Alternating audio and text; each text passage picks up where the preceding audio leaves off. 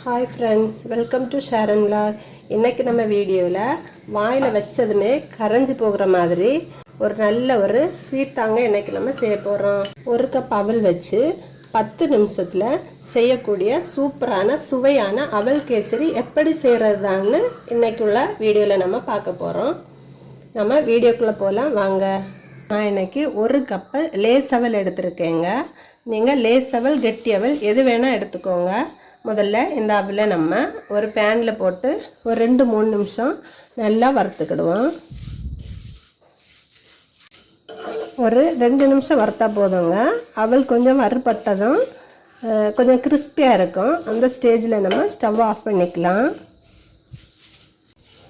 இப்போ பாருங்கள், அவல் நல்லா வறுபடிச்சு. இந்த ஸ்டேஜில் நம்ம ஸ்டவ் ஆஃப் பண்ணிக்கிடுவோம்.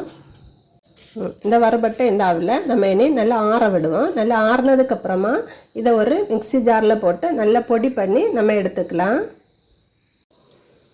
இந்த மாதிரி நல்லா பொடி பண்ணி எடுத்துக்கோங்க. அதே பேனில் ஒரு 2 டேபிள் ஸ்பூன் நெய் ஊற்றிக்கோங்க. உங்கள்கிட்ட நெய் இல்லைன்னா ஆயில் கூட ஊற்றிக்கலாம்.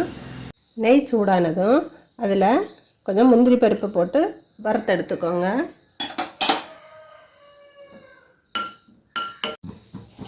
முந்திரி பருப்பு வறுபட்டுருச்சு, அதை தனியாக நம்ம எடுத்து வச்சுக்கலாம். அதே நெய்யில் நம்ம கொஞ்சம் காஞ்ச திராட்சை இதையும் போட்டு பொரிச்சு எடுத்துக்கலாம். திராட்சையும் நல்லா வறுபட்டுருச்சு, அதையும் நம்ம தனியாக எடுத்து வச்சுக்கலாம்.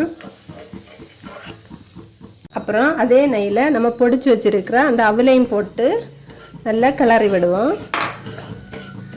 அந்த அவல் அந்த நெய்க்கு கூட நல்லா மிக்ஸ் ஆகணும். அந்த மாதிரி நல்லா கிளறி விட்டுக்கோங்க.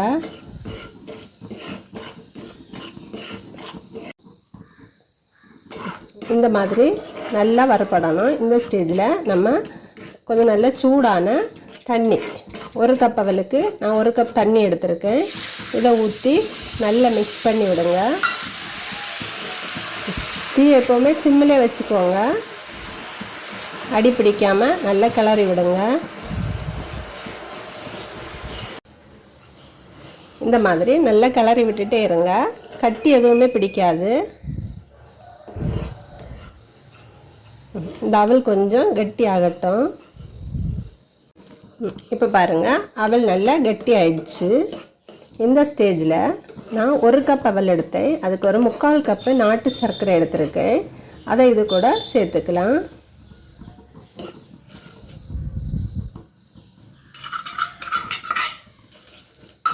சேர்த்து நல்லா கிளறி விடுங்க.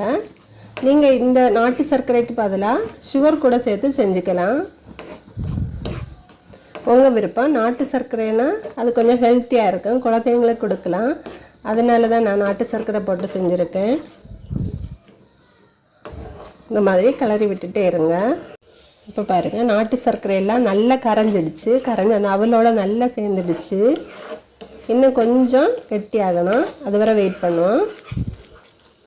இந்த ஸ்டேஜில் நம்ம 1 டீஸ்பூன் நெய் ஊற்றிக்கிடுவோம்.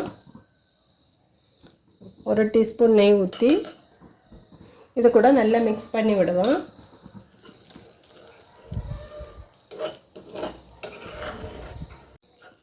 பாருங்கள், இந்த அளவு கெட்டியானா போதுங்க, ரொம்ப கெட்டியாக வேண்டாம். இதுன்னு நம்ம ஆற வைக்கும்போது கொஞ்சம் கூட இது கெட்டியாகும். இந்த ஸ்டேஜில் நம்ம 1/4 டீஸ்பூன் ஏலக்காய் பவுடர் சேர்த்து இது கூட மிக்ஸ் பண்ணி விடுவோம்.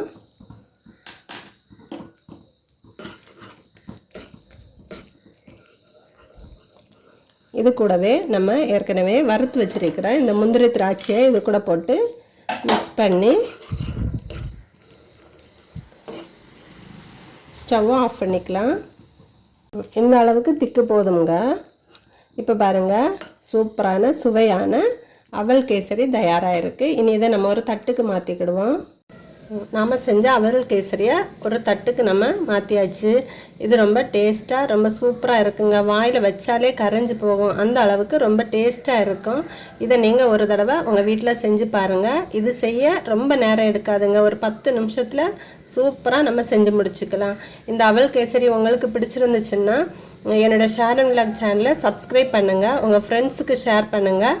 இது எப்படி இருந்துச்சுன்னு செஞ்சு பார்த்து எனக்கு கமெண்ட் பண்ணுங்கள். தேங்க்யூ.